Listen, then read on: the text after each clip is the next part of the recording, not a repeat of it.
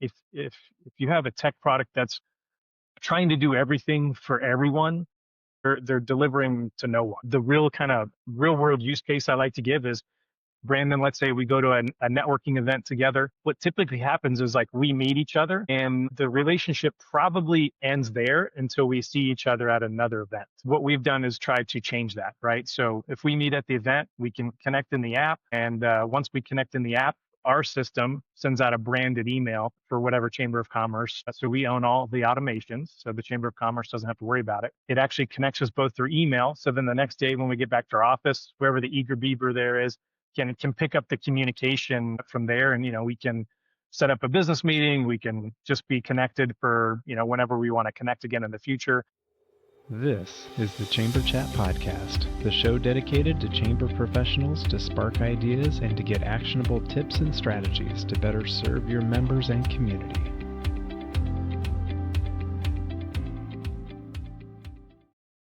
Hello, Chamber Champions. Welcome to Chamber Chat Podcast. I'm your host, Brandon Burton, and it's my goal here on the podcast to introduce you to people and ideas to better help you serve your chamber members and your community. Joining us today is a tech industry veteran turned chamber innovator, Chris Patton. With over a decade of executive experience in the tech world, Chris has scaled companies through major growth and multiple mergers and acquisitions. But it was opening a KidStrong franchise and joining his local chamber that sparked a whole new passion, which is transforming the way chambers connect with their members. I saw firsthand how chambers were lacking modern, user-friendly tech that delivered real value to their members. That insight led him to found Chamber, that's CHAYMBER, a company dedicated to building an elegant, intuitive app that helps chamber members do what they came to do: network, build relationships, and grow their businesses without the clunky, watered-down CRM experience. Now laser focused on innovation in the chamber space, Chris is on a mission to make member engagement seamless, effective, and actually enjoyable. Chris, I'm excited to have you with us today here on Chamber Chat Podcast. I'd love to give you an opportunity to say hello to all the chamber champions who are out there listening. And if you would, share something interesting about yourself so we can all get to know you a little better.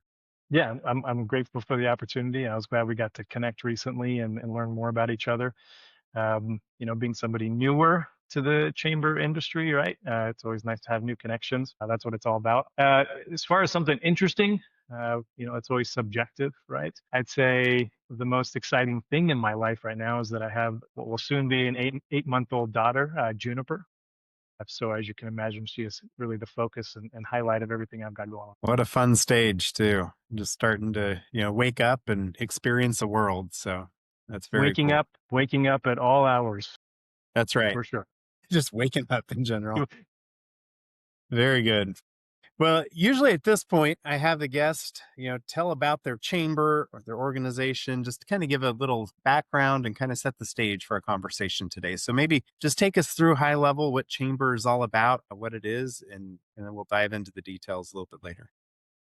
Yeah. So we do two main things. We provide chambers of commerce, a new medium to be able to interact and engage with their members through this mobile branded experience with push notifications and more. And then we provide their members a tool to actually be able to engage and network with each other. So those are the two main things. We certainly have a whole bunch more features within the application and system and a whole lot more in our roadmap coming. But I always like to say that this is a platform that's built by a chamber member for chamber members, right? So really trying to take that member experience that I know so well and my technology background and connecting the two. Yeah, no, that's great. I love it when somebody comes into it from the perspective of seeing the issue themselves and then creating the solution to the problem that they've seen. So it tends to add a lot more value and insight to the product as it comes out. Well, today we're going to dive in on a topic of how chambers tend to facilitate, through using their CRM to connect with members, to just manage the organization at large. The reasons why people join chambers to begin with, and seeing how Chamber, your app, can be a solution to some of these issues and struggles that we see on a regular basis. So we'll dive into that as soon as we get back from this quick break. Hi, I'm Joe. And I'm Rose. And we're the founders of At My Community, a mobile app that can be customized to meet the unique needs of your Chamber of Commerce. When we started At My Community, we envisioned a tool that would help communities thrive by simplifying communication and enhancing engagement. Chambers of Commerce face unique challenges, and we're here to help you tackle them. At My Community helps the Evergreen Area Chamber of Commerce to create an app that keeps tourists informed even when their office is closed. They provide 24/7 access to local business information, which helps support the local economy and community engagement. In Rocky Mountain House, we helped Rocky Chamber create an app with dynamic itineraries and digital resources for tourists, increasing local business engagement. The app has become an essential tool for the community, promoting events and boosting visibility for local merchants. Today, we empower more than 200 chambers of commerce, campgrounds, and RV resorts to streamline communication, informing members about events, sharing business updates, and providing a digital hub for the community, all in one convenient app. When you partner with At My Community, our team works closely with you to create an app that meets your chamber's unique needs. As your community grows, our app evolves with you. We are here to ensure you engage effectively with your members and streamline your operations. Schedule a demo today at atmycommunity.com. We can't wait to meet you. Are you ready to take your organization's funding to the next level? Hi, I'm Clint Neesmith, CEO of Resource Development Group. As a Chamber of Commerce or Economic Development Organization leader, I know you understand the value of working with experts who understand your world. And that's exactly what RDG does best. For over 30 years, RDG has specialized in fundraising for EDOs and chambers. We bring cutting-edge strategies tailored to your organization, whether you're just starting out or gearing up for yet another new funding cycle. Importantly, our firm executives are hands-on from start to finish, from the feasibility study to the successful conclusion of your fundraising campaign, and our team brings deep industry roots and national expertise to every engagement. No matter the size of your community, RDG delivers data-driven, innovative revenue solutions, reinforcing ROI to investors and making sure your vision becomes reality. At RDG, we proudly build organizations that build communities. Visit us today at rdgfundraising.com and let us partner with you, building a stronger future for your organization and the community you are working to grow and develop. All right, Chris, we're back. So as I mentioned before the break, we're talking today about how chambers tend to rely maybe a little too heavily on their CRM to manage the organization. And don't get me wrong, CRMs are great. I don't know how chambers would function without them. But share with us from your perspective, what do you mean when you see chambers relying too heavily on CRMs?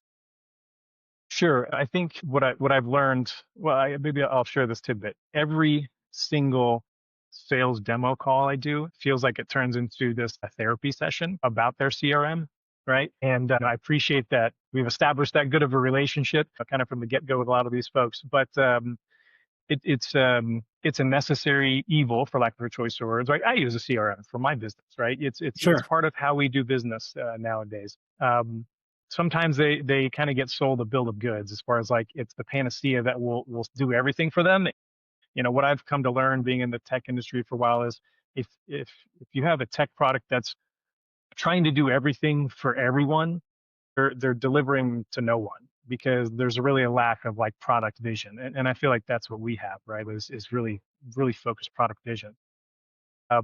You know, when I talk to these chambers about their CRM doing everything, whether it's the events, the billing, the emails, right?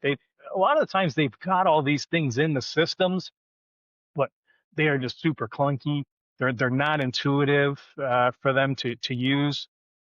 It scares them off more than anything, you know, to where like it's possible that their CRM does some things that maybe we do, but it is so tough for them to navigate that they start looking elsewhere, right? With that being said, I know we've got features that their CRM does not do for sure, but I think that's how I'd explain it is they're under the impression the CRM will do everything for them, but it's almost like information overload, and it's really tough to navigate and makes it hard. And I think, you know, Bottom line is a CRM can be great when it does do what you want it to do, when you can plug in with the calendar and you can, have everything recorded in a CRM. There's a ton of value to be able to go back to that and see what are all the touch points with our customers, with our chamber members. But the reality is when it becomes too difficult to use and they don't use it and they start looking for other solutions that maybe don't communicate with their CRM, that end up being its own clunky system in its own by trying to kind of patchwork different things together. So having somebody like you who's bringing something from the perspective, as we've talked about, where you've seen where these struggles, where these disconnects are, and with your tech background to be able to find a solution that actually works. I think there's so much value to that. Ditto. Yeah, I love the therapy session too about CRMs because there's so much good in them, but it's like some of these things get added in almost as an afterthought of, oh yeah, we can do that too, but it's not being done really well. It's just in there because they can, but being able to maximize how these different tools work together is where you really get the key impact. Yep. Hey, could I share another anecdote about the therapy session real quick? Yeah. So I use, AI note taker for all my calls, so long as, the person's okay with me using it. And which is, pretty normal, right, to have on our calls nowadays. And I always take my transcripts, and I think you and I talked a little bit about this, where I've got my AI business advisor, right? Yep. And I upload my transcripts for what I did for the day as well as everything else. A tool I'd recommend for everyone is like create your own AI board of directors or some version of that. My business advisor at this point, like, man, they get it. They're like, oh, this CRM is really causing these people, like, it's happened again. Even my AI business advisor knows, like, and they get it now. Yeah. Yeah. Yeah, we did talk about that, having that AI board of directors, and we're not talking about, the board of directors of the chamber, but people that you Correct. value their input, their insights, where you can take issues and really just have their virtual essence, give you some positive feedback and help guide you. So great advice. So Chris, I know you've looked into the reasons why people join a chamber, why businesses join a chamber to begin with. I mean, you're a business owner with Kid Strong. What did you join the chamber for with Kid Strong? Yeah, the real first reason was ribbon cutting, right? That was such a special moment for me to open the doors to my business, right, in my community. So, naturally I was like, oh, okay, this is how we do like the formal ribbon cutting, right, is with my local chamber. And it's that day one high of when you're with your chamber of commerce. And I love my local chamber here in my community. They do such amazing things. But it was impossible for me as like a business owner and being somebody in the tech side to not start connecting the dots after that. But then I'd say the other two main reasons is the same reasons. The data shows the top two reasons are because people want to network with fellow business leaders and they want to get more exposure for their business, right? And that was really my thesis behind Chamber in the direction I went in when we started building it out. That was my motivating factor for joining and eventually building our product too. Yeah. So talk to us more about Chamber. How does it help solve some of these issues of why? I mean, it's not doing ribbon cuttings for chambers, but how is it addressing some of these other things that people are joining the chamber for? Yeah, I need to go talk to my AI advisor to figure out how can we do ribbon cutting for Chamber. Right. Now, yeah, so it serves again those two main purposes, which is giving chambers of commerce a new medium to be able to communicate with their members, and I'll jump into some more detail. And then there's the member to member interaction side of things. So, what I will say is there are even some CRMs that have an app that you can get. And what I'd ask those chambers when they bring that up is, how's the adoption in those apps? And is it because the concept of an app is not good, or is it because the app is not good? Right? There's plenty of apps that are really successful. So, that's again another one of my core beliefs is that just giving your members a portal to like update their billing information, and things like that is not going to be this really motivating factor for them, right? So when we come back to the first item with the ability for chambers to be able to communicate to their members, right? You've got the events, you've got the news, where they can do the push notifications to their members, and even transactional emails to folks that haven't downloaded the app yet. And then we've got things like exclusive offers and business spotlights so they can highlight more of their businesses in a new way to their community. And then we also digitize their directory. So it's pretty standard that most chambers of commerce have like a list, right, of all their businesses. And we've actually got an integration with Google Maps. So that way we take all of their businesses and give them their own localized Google Maps within the app as well as like group chat functions. So you can take your committees and give them their own group chats within the app.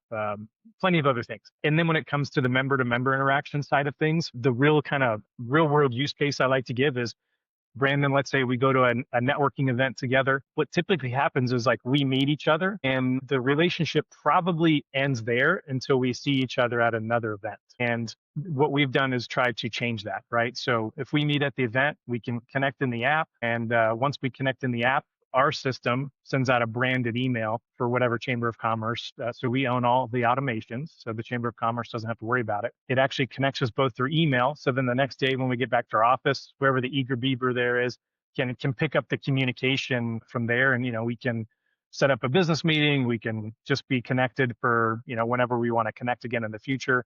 So it really takes those in-person connections and brings more value to them overall. Yeah. So the networking piece of it really is what captures my attention. That's the big differentiator that I see, is being able to take those in-person interactions that we'll admit can be a little awkward sometimes, especially the follow-up can be a little awkward, a bit salesy maybe, depending on what it is. But when you can make a connection and really, see that there's something there, mutually beneficial, to connect on the app and then let that drive, continued interaction down the road is so valuable. Yeah, because what happens, the real example I always give, and I always get smiles, and so it validates my thought here, is you give me a business card, I give you a business card. If we're lucky, we remember to take it out of our pants before we do laundry. And best case scenario, it ends up in a pile in the corner of our desk, and we like never get around to sending it. This pile? Yeah, don't show whoever that is. But yeah, that pile.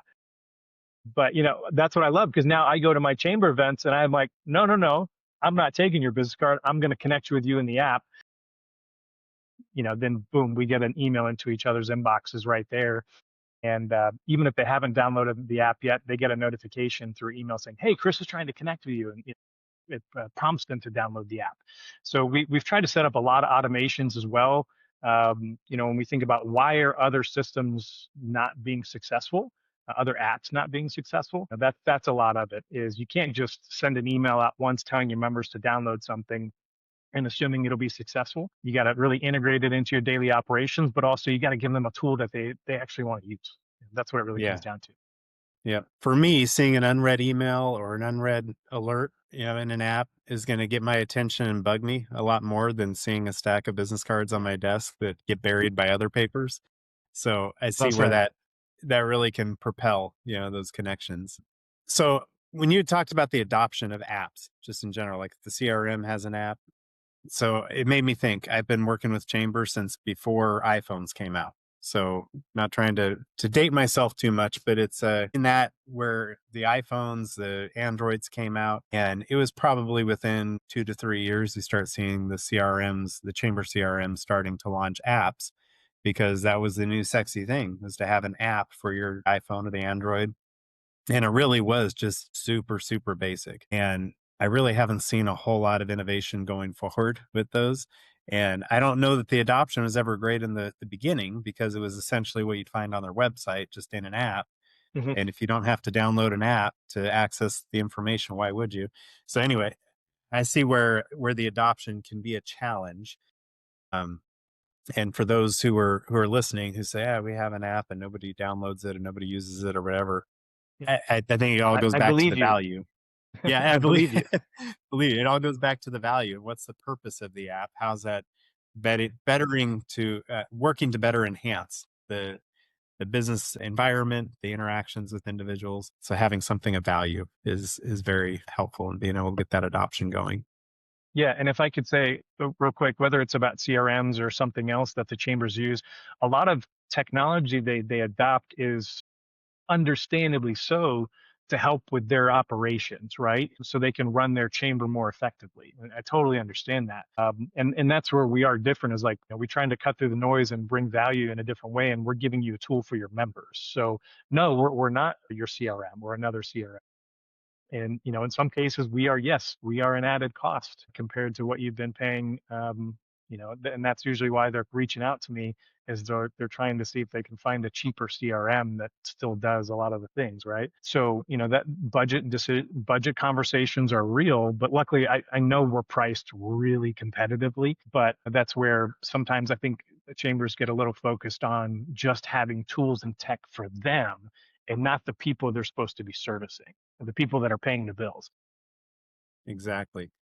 So talk to us about your app and how it works as far as like a chamber being onboarded. Is there data that's provided to them as far as the user experience and feedback that maybe they can record some things in their CRM so they don't totally lose, that information? Because I do see a lot of value in that, and who's engaging and at what level.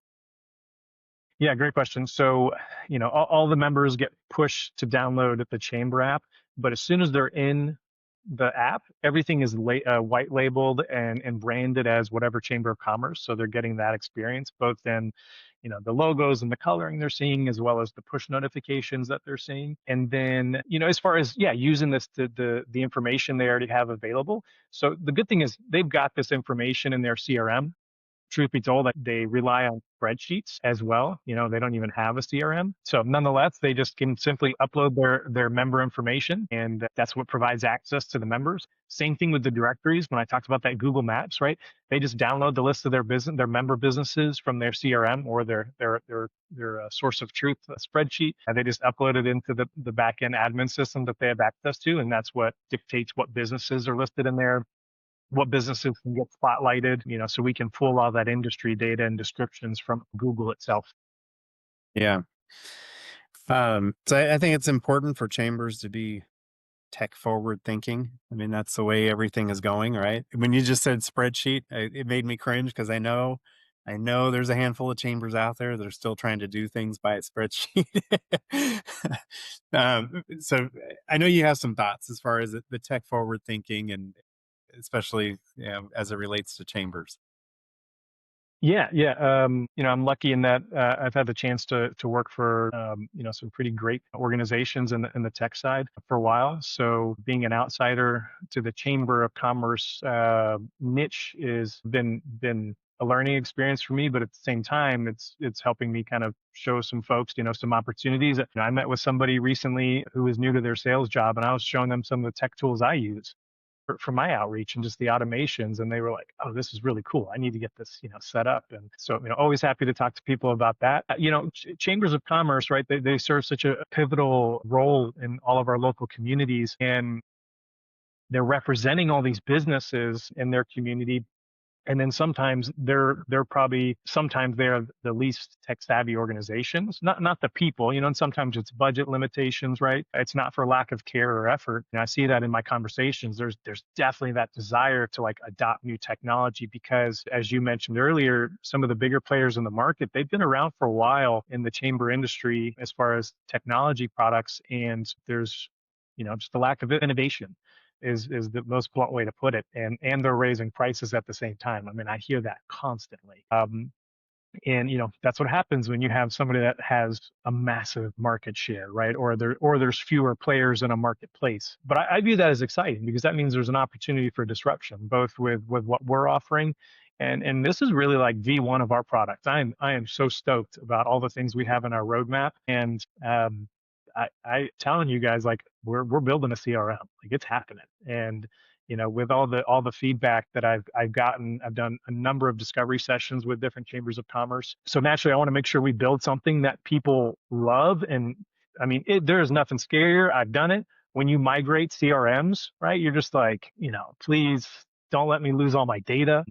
So I get that. And, there will be that trust building process for sure as we start rolling that out later. Right now, we're hyper focused on just this end user experience for the members. But there's no doubt that that's in our roadmap. And I'm excited about that because, I mean, the chambers are just, to say they're asking for it would be an understatement.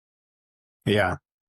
And to your point, with some of these bigger companies that have been around a long time with the CRMs and whatnot, when it comes to, like you'd mentioned, lack of innovation, I think the ideas are there. They get the feedback, obviously, but it's like turning a huge ship versus a speedboat, right? When you got that much more people and to weigh in on decisions and what direction to go, it just takes longer. It's a little slower, a lot slower. So to be able to pounce on that opportunity, you're in a great spot.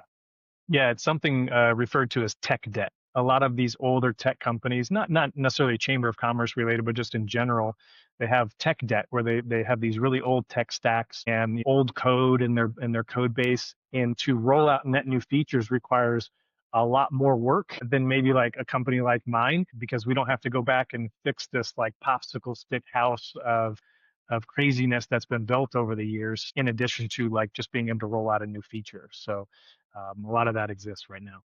Yeah. Yeah, for sure. You talked about right now really focusing on that end user experience. And for the chamber members, that's what it's all about, is giving them a good experience. It's going to keep them around. It's going to help support their business and help them grow and thrive. So I think that's obviously where the focus needs to be, but along the way, it's supporting chambers. I see where that continual growth and evolution will be. But yeah, I'm excited to see, what comes out with the CRM as you guys work on that coming up in the future.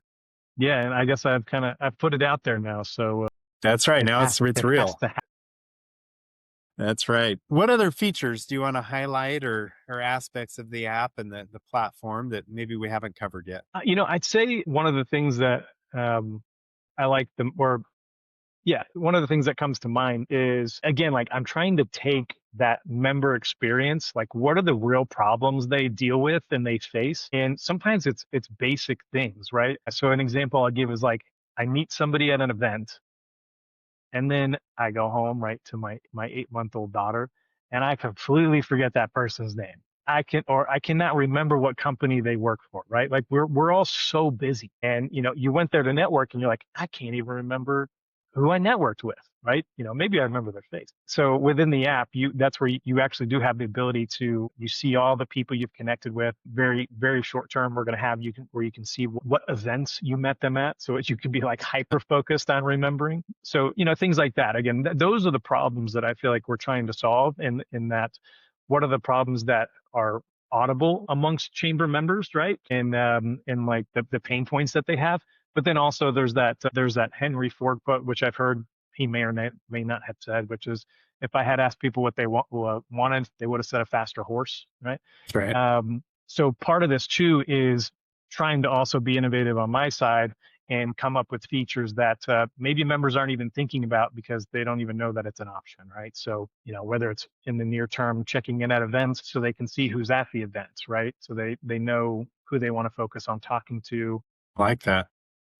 Being able to just more intuitively search for specific industries. So like, I'm not necessarily just seeing like a business that does accounting on a directory, but I see specifically who are the members, and, I can talk to them directly in the app and connect with them and try to meet with them.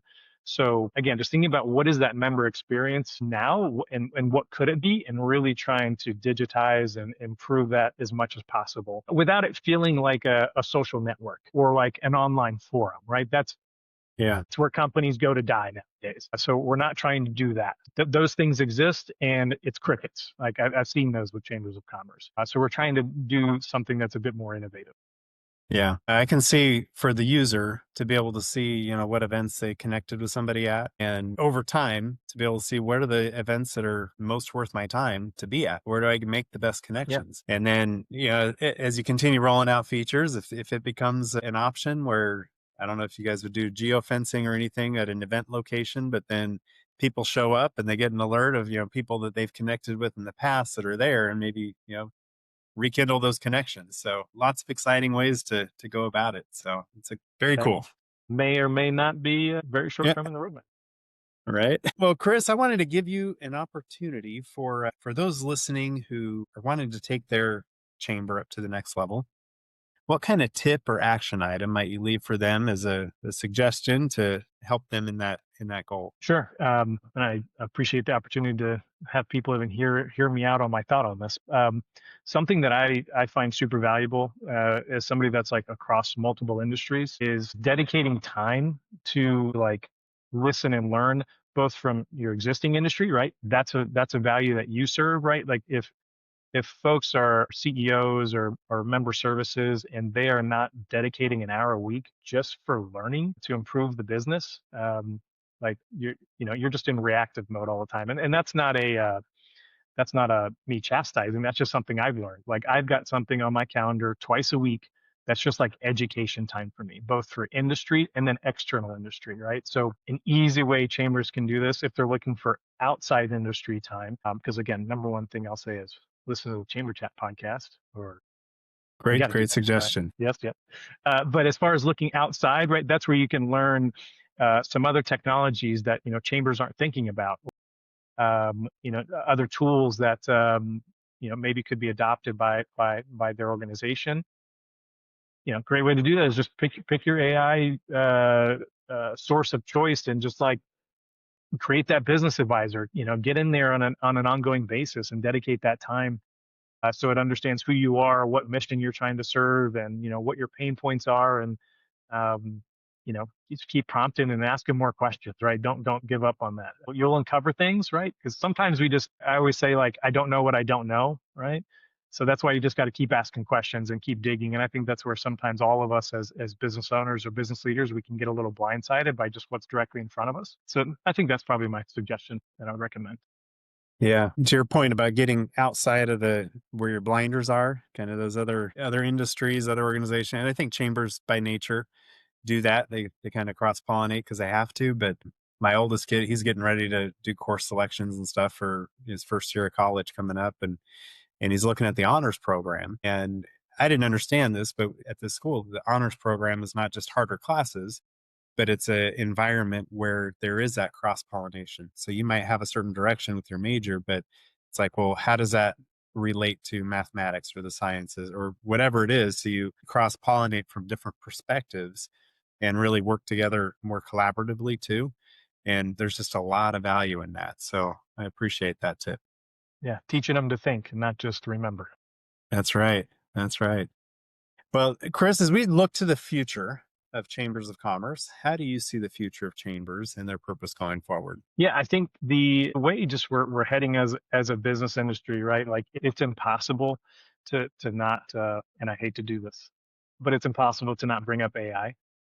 Yeah.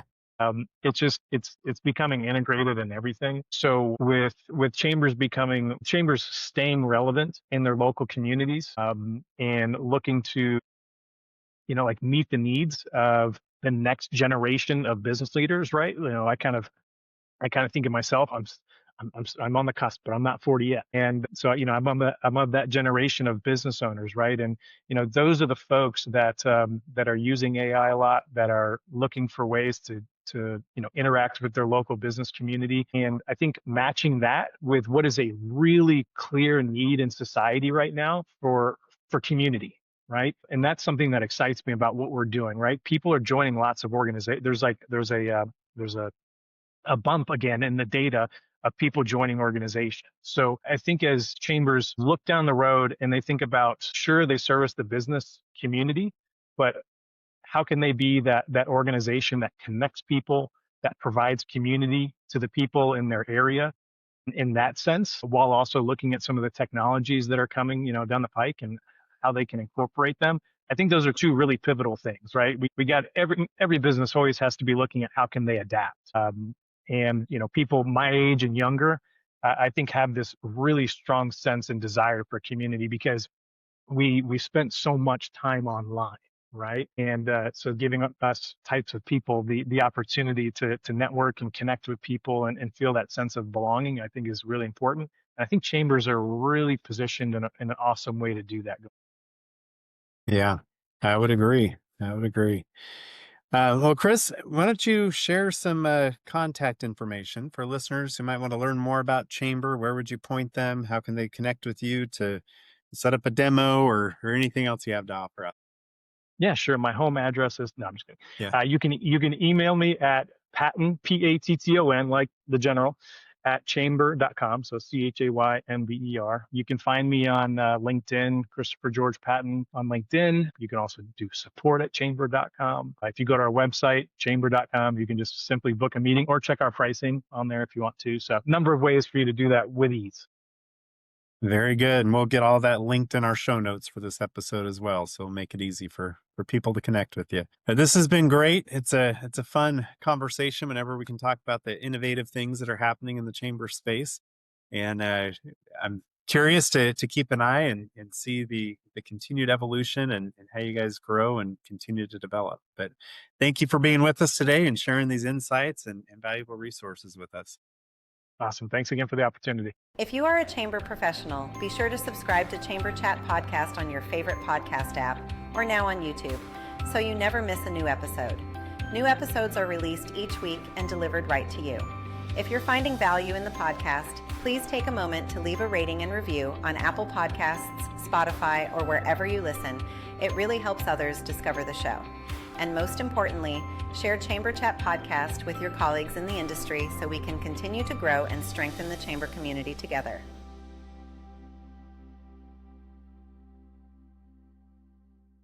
This episode is brought to you by Riverside. If you've ever thought about starting a podcast for your chamber or your business, one of the biggest challenges is recording high-quality audio and video, especially when you and your guest aren't in the same room. Riverside is the platform I use to record every episode of the show. It gives you studio-quality audio and video right from your browser, automatically backs up your files, and even creates clips you can use on social media. It's designed to make podcasting simple and professional without the headaches. If you're ready to launch your podcast or upgrade your recordings, head over to chamberchatpodcast.com/riverside to get started today. Again, that's chamberchatpodcast.com/riverside, the same tool I trust to bring you these conversations every week.